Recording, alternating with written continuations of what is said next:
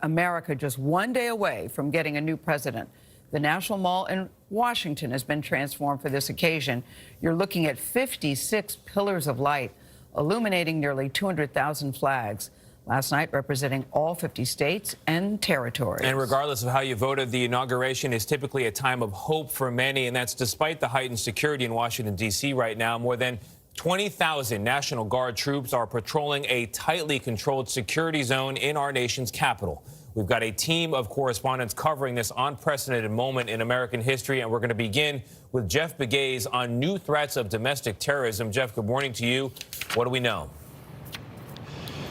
Yeah, good morning, Tony. Welcome to a heavily fortified Washington, D.C. And you can see it behind me. You have members of the National Guard here at this checkpoint. They are armed and ready to counter any potential violence. And just to give you an idea of how tense the situation here is, look at this new intelligence that we're getting from the FBI, which says members of the conspiracy extremist group QAnon have been talking online about potentially posing as members of the National Guard in an effort to get closer to the inauguration.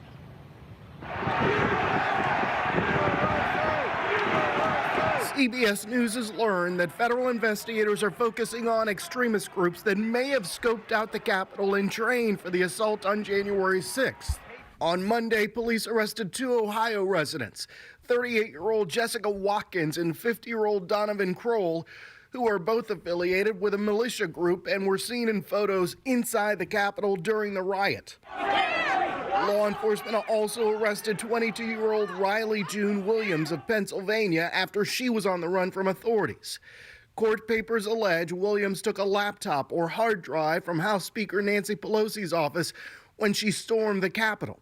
A former romantic partner told the FBI that Williams intended to send the computer device to a friend in Russia, who then planned to sell the device to SVR, Russia's foreign intelligence service, but the transfer fell through for unknown reasons. Thousands of National Guard troops are patrolling the city. The FBI is now vetting all Guard members, even though Acting Defense Secretary Christopher Miller said there is no intelligence indicating an insider threat.